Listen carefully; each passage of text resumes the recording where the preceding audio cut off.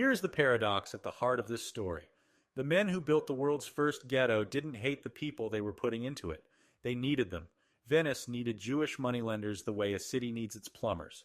Not to celebrate them, not to integrate them, but to keep the system running. The ghetto wasn't born from a pogrom or a massacre. It was born from a budget meeting. A group of senators sat down, calculated that expulsion would be too expensive, and invented instead a mechanism for keeping a population useful without having to look at them. That mechanism, the walled island, the locked gate, the curfew enforced by guards paid for by the people being guarded, proved to be one of the most durable administrative inventions in European history. Within 40 years, the Pope had copied it. Within a century, it existed in every major Italian city, in Frankfurt, in Prague, in cities across the continent. What Venice invented in 1516 out of fiscal pragmatism, other governments would eventually inherit and use for purposes the Venetian Senate never imagined. The word they gave it was ghetto. It came from the name of a disused cannon foundry on a damp island at the edge of the city, the place where Venice poured molten metal into molds and left it to harden into weapons. That is where the story begins. Medieval Christian Europe had a theological problem that was also a financial problem. The church prohibited Christians from charging interest on loans to other Christians. The sin of usury, punishable by excommunication, explicitly condemned in Scripture. But credit was how everything worked. Merchants borrowed against future cargoes. Cities borrowed against anticipated tax revenues. Governments borrowed to fight wars. Without lending, the entire commercial economy seized up. Jewish law operated differently. Jewish lenders could extend credit to Christians, and Christian borrowers could take it, and everyone involved could avoid the formal charge of usury. This arrangement had made Jewish moneylenders indispensable in European cities since the early medieval period. Not respected, not welcomed, but genuinely necessary. They held the financial infrastructure of Christian commerce together, while the church insisted the infrastructure didn't exist. Venice had been running the system since 1298. The Senate issued Jews temporary licenses to lend on the Venetian mainland, charged them fees, set the interest rates they could charge, and renewed the arrangement every few years with deliberate uncertainty, just enough insecurity to keep the Jewish community willing to renegotiate on whatever terms the Senate preferred. Jews were allowed to enter Venice itself for no more than 15 days a year. They lived in Mestre, across the lagoon, where they could be accessed but not seen. Then, in 1509, everything fell apart. The League of Cambrai, France, the Holy Roman Empire, the papacy, half of Europe united against Venice, overran the Venetian mainland. Refugees flooded into the city. Among them were thousands of Jews who had been living in the villages and towns now occupied by enemy armies. Venice had no immediate mechanism to keep them out, and more importantly, Venice was simultaneously fighting a desperate war and needed access to every source of credit it could find. The Jews stayed. By 1516, they had been living in Venice proper for 7 years. This was the situation the Senate faced in March of that year, a community of several hundred Jewish residents scattered across different parishes of the city, living among Christians in a way that the Franciscan preachers were delivering increasingly furious sermons about, providing financial services that the city's commercial class had no intention of giving up. Expulsion was the theologically correct answer. The Senate ran the numbers and realized that expulsion was also the financially catastrophic answer. Too many Christian merchants had pledges stored in Jewish pawnshops. Too much of the city's day-to-day credit ran through Jewish hands. Removing that credit would cause a crisis that the Senate, in the middle of recovering from a war, could not afford. On March 20th, 1516, the patrician Zachariah Dolphin announced the solution. Send all the Jews to the Ghetto Novo, the island of the old foundry, surround it with walls, make drawbridges, leave one gate. The Senate voted 130 to 44. 9 days later, the gate closed for the first time. The Ghetto Nuovo was a small, damp, contaminated island in the Cannaregio district, connected to the rest of Venice by exactly 2 bridges. It had been the site of state foundries where cannon were cast. Ghetto in Venetian, from gettare to pour molten metal. The foundries had moved inside the arsenal years earlier. The island was available in the way that abandoned industrial sites are available. Nobody else wanted it. Workers bricked up the canal-facing windows and doorways of the perimeter buildings the morning after the decree, creating a solid exterior wall. The two bridges were fitted with wooden gates, locked each evening at the ringing of the Marangona, the great bell of St. Mark's Campanile, and reopened at sunrise. The water around the island was patrolled through the night by boats belonging to the Council of Ten, Venice's internal security authority. The cost of the guards, the patrol boats, the gate maintenance, all of it was billed directly to the Jewish community. They paid for their own confinement. Any Jew caught outside the ghetto after curfew faced immediate arrest and severe fines. Jews who ventured outside during the day, to their pawn shops, to conduct business, to see clients, were required to wear a yellow badge, later a yellow hat, visible at distance, identifying them as ghetto residents. No exceptions for wealth or professional standing. The physician who had studied at Padua and treated the city's aristocracy wore the same yellow hat as the poorest peddler in the Campo. About 700 people moved onto the island in 1516. The population grew steadily for the next century as more refugees arrived. Jews expelled from Spain in 1492 reached Venice in waves, joining the German and Italian Jews who had formed the original community. The Senate expanded the ghetto twice, adding adjacent islands in 1541 and 1633, but the expansions never caught up with the growth. By 1630, 5,000 people lived in a space of roughly 1 acre. The population density was 4 times higher than the rest of Venice. The buildings responded to this pressure the only way they could. They grew upward. Venice's municipal codes limited building heights across the city, maintaining the horizontal roofline that gave the skyline its character.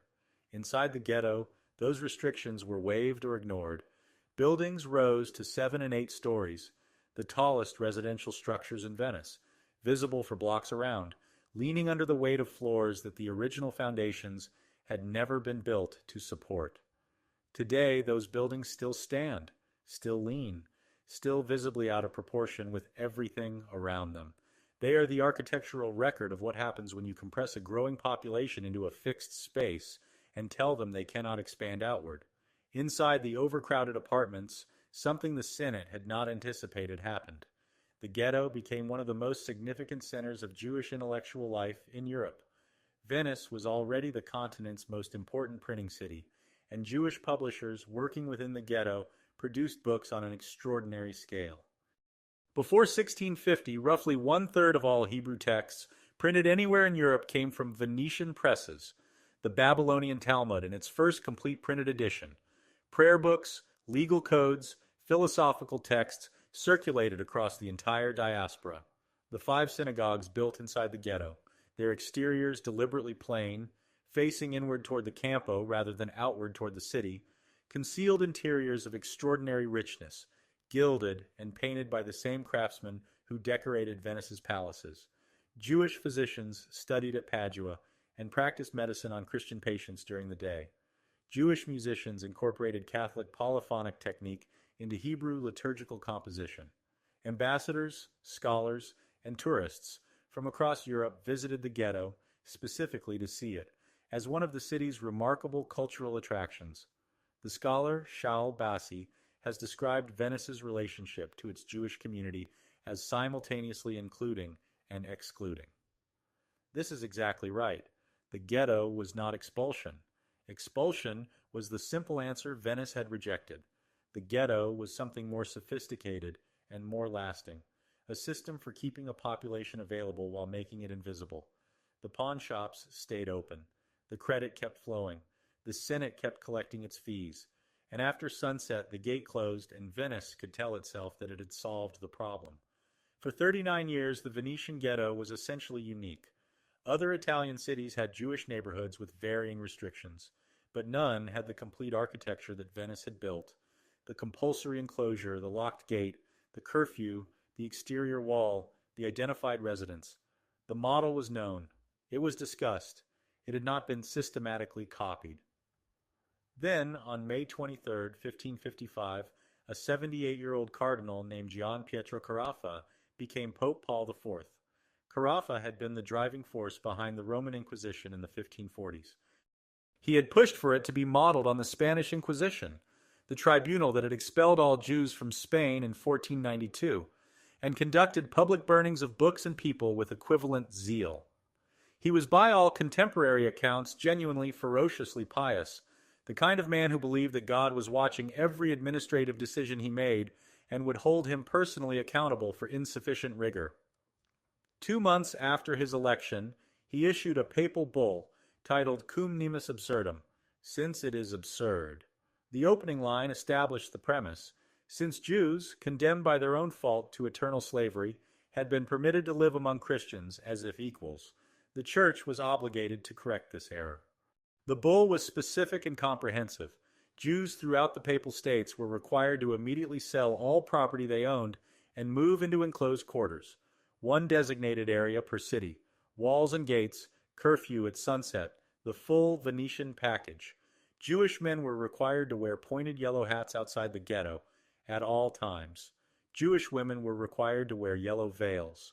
Jews were forbidden from employing Christian servants. Jewish physicians were forbidden from treating Christian patients.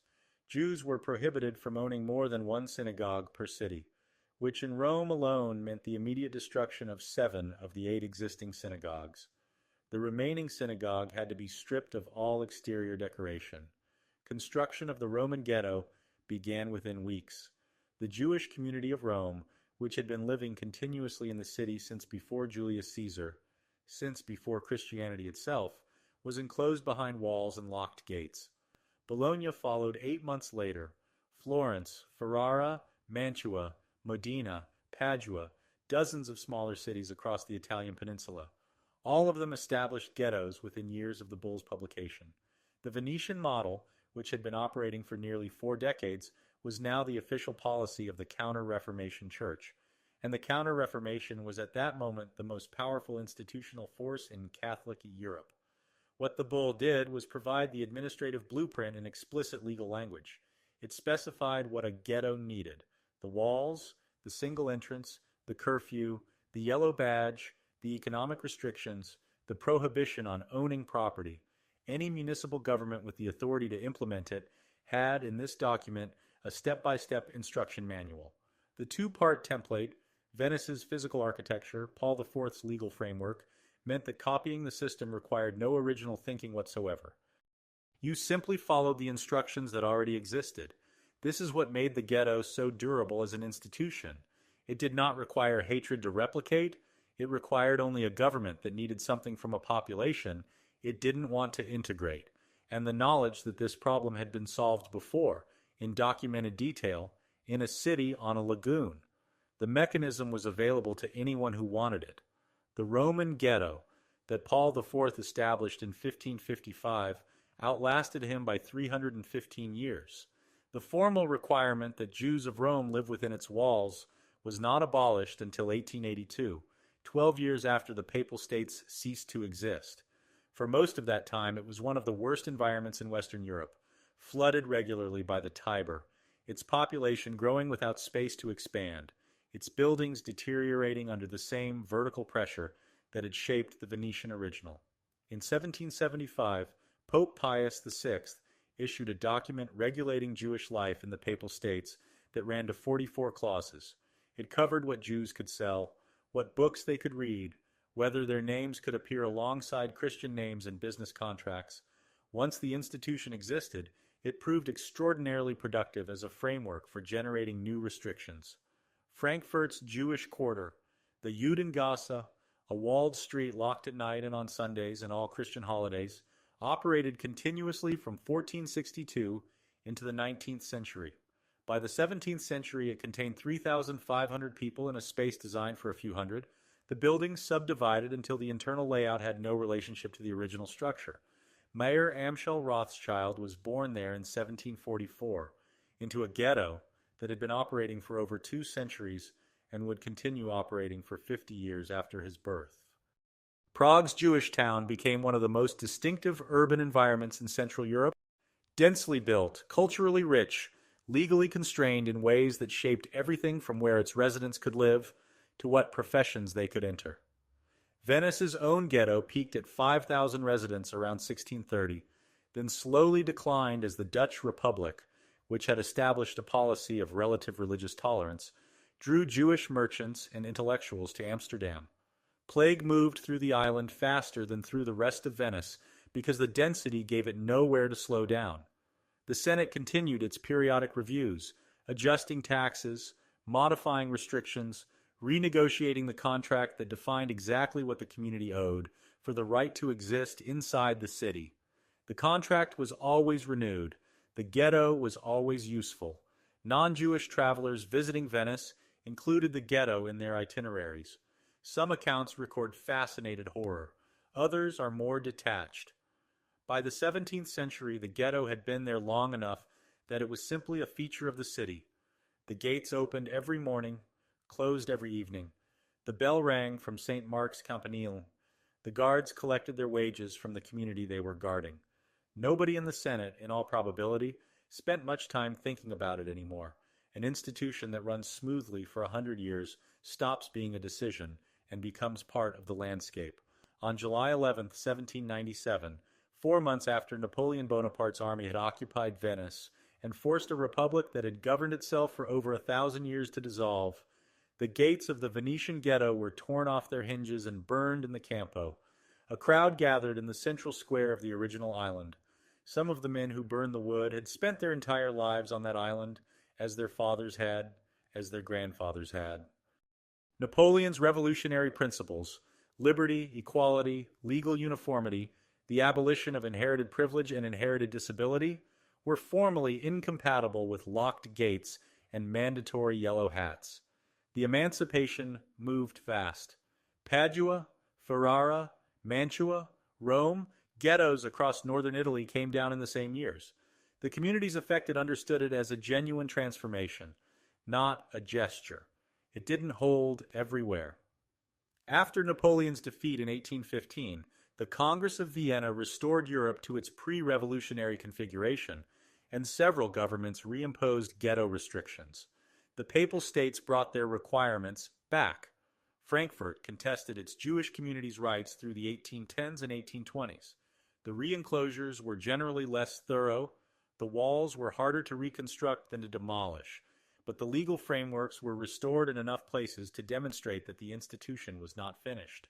The true emancipation, where it came, arrived through the political upheavals of the mid-19th century. Italy unified in 1861, and Italian Jews became full citizens of the new state. Germany achieved Jewish civic equality with Prussian unification in 1871. The Roman ghetto walls came down after 1870, and the neighborhood was substantially demolished and rebuilt in the 1880s as urban renewal projects transformed the new Italian capital. The physical evidence of 3 centuries of enclosure was erased within a generation, but the word traveled separately from the walls. Ghetto had been in use too long and across too many languages to disappear with the institution it had named. In the second half of the 19th century, it began acquiring the meaning it carries in American English today, an urban area where a marginalized community lives not behind locked gates, but under the accumulated weight of economic exclusion, discrimination, and deliberate policy. The transition in meaning tracked the transition in the mechanism. The word survived because the underlying principles survived. You don't need a wall to keep people in a place. You need only to make leaving expensive enough that most of them can't manage it. In 1940, German propagandists produced a film titled Die Rothschilds, designed to demonstrate Jewish financial manipulation of European history. In 1942, the SS used the word ghetto, explicitly in official documents, borrowing the Venetian terminology, to describe the enclosed urban areas where Jews in occupied Poland were being concentrated before deportation to the camps. The Warsaw Ghetto, the Łódź Ghetto, the Krakow Ghetto. The word that Venice had given to a disused cannon foundry was now attached to holding areas for an industrialized murder program. The men who ran that program did not invent the concept. They inherited it, along with 4 centuries of documented administrative practice. This is the longest shadow cast by the Venetian Senate's vote of 130 to 44. The senators of 1516 were not building toward this. They were solving a budget problem and a public relations problem simultaneously with a mechanism that satisfied both without anyone in the room needing to think beyond the immediate crisis. That is how the most durable institutional decisions tend to get made, not through grand malevolent vision, but through the accumulated logic of bureaucratic convenience, one reasonable seeming step at a time. What the Venetian Senate invented was not hatred. Hatred of Jews was already everywhere in Europe, ancient, theologically encoded, available to anyone who wanted it. What Venice invented was the administrative architecture of managed exclusion, the specific combination of walls, gates, curfews, badges, economic restrictions, and above all, the legal framework that made it replicable. A template. Once the template existed, it didn't require the original motivation to spread. It only required governments that had a population they needed and didn't want, and the knowledge that this problem had been solved before. The 5 synagogues of the Venetian ghetto are still there. Their exteriors are deliberately plain. The original builders were prohibited from announcing themselves to Venice, only to each other. Their interiors are extraordinary, gilded, painted, maintained today by a community of fewer than 500 Jews in a city that once held 5,000. Before 1650, a third of all Hebrew books printed in Europe came from this island. Its physicians studied at Padua. Its musicians played in the polyphonic style of the Catholic churches a few hundred meters away. All of it happened behind locked gates, in buildings that still lean, on a contaminated island chosen because nobody else wanted it. Today, tourists cross the bridges into the Campo di Ghetto Nuovo in both directions without anyone checking the hour.